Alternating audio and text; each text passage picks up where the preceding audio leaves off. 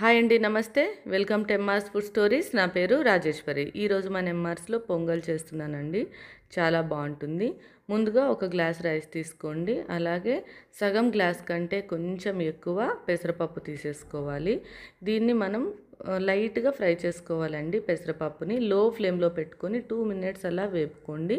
మీకు కావాలంటే రైస్ ఎంతైతే తీసుకున్నారో పెసరపప్పు కూడా అంతే తీసుకోవచ్చు. ఈక్వల్ క్వాంటిటీతో తీసుకున్నా కానీ చాలా బాగుంటుంది. ఇలా కూడా కాకుండా పెసళ్ళు కూడా ఇలా ఫ్రై చేసుకొని పొట్టు తీసుకొని కూడా చేయొచ్చు. నా దగ్గర అవి అవైలబుల్ లేవని చెప్పేసి పెసరపప్పు వేసి చేస్తున్నాను. ఇది ఫాస్ట్గా అయిపోతుంది కాబట్టి.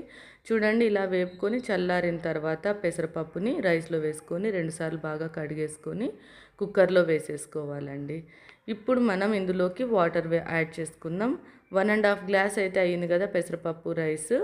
దీనికి మనం 3 కాకుండా 4.5 గ్లాస్ అయితే వాటర్ వేయాలి. అప్పుడే సాఫ్ట్గా వస్తుంది పొంగల్. కొంచెం ఉప్పు వేసాను. ఇప్పుడు క్యాప్ క్లోజ్ చేసేసుకొని 4 విజిల్స్ వచ్చేంత వరకు ఉడికించుకోండి మీడియం ఫ్లేమ్లో పెట్టేసుకొని.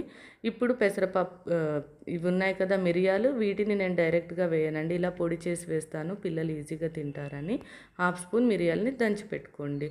ఇప్పుడు చట్నీ కోసం రెడీ చేస్తున్నాను. పల్లీలని ఇలా వేపేసుకొని పొట్టు తీసేసాను. అలాగే కొంచెం చింతపండు, 4-5 వెల్లుల్లి రెబ్బలు, పచ్చిమిర్చి 4-5 కరివేపాకు రెబ్బలండి. ఇవి ఫ్రై చేశాను. ఆయిల్ వేయలేదు ఇందులో కూడా, డ్రైగా అలా వేపేసి తీసుకున్నాను.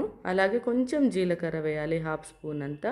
టేస్ట్ బాగుంటుంది. కొంచెం ఉప్పు, కరివేపాకు యాడ్ చేస్తే కూడా చట్నీ చాలా టేస్టీగా ఉంటుంది. ఇప్పుడు మీకు చట్నీ ఎంతైతే కన్సిస్టెన్సీ కావాలో అన్ని వాటర్ని యాడ్ చేసుకొని గ్రైండ్ చేసేసుకోండి. చూడండి, ఈ కన్సిస్టెన్సీలో ఉంటే చట్నీ సరిపోతుందండి పొంగల్లోకి. ఇప్పుడు పొంగల్ కూడా 4 విజిల్స్ అయితే వచ్చేసింది. చూడండి, సాఫ్ట్గా అయితే ఉడికిపోయిందండి. చూడండి, ఇలా ఒకసారి కలిపేసుకొని మీకు సరిపడా సాల్ట్ అయితే యాడ్ చేసేసుకోండి. ఇందులో సాల్ట్ రుచి తక్కువైతే వేసుకోండి. ఇప్పుడు మనం ఇందులోకి పోపు రెడీ చేసేసుకుందాం. ముందుగా స్టవ్ ఆన్ చేసుకొని ఒక కడాయి పెట్టేసుకుందాము.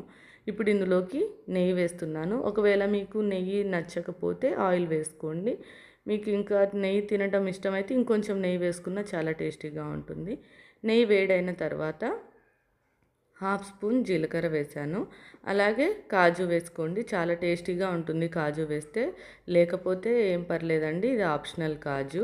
తర్వాత కొంచెం పసుపు వేసేసాను, 1/2 స్పూన్ పసుపు. అలాగే ముందుగా దంచి పెట్టాం కదా మిరియాల పొడి, కరివేపాకు, ఇవన్నింటినీ ఒక్కసారి కలుపుకోండి. స్టవ్ని లో ఫ్లేమ్లో పెట్టండి.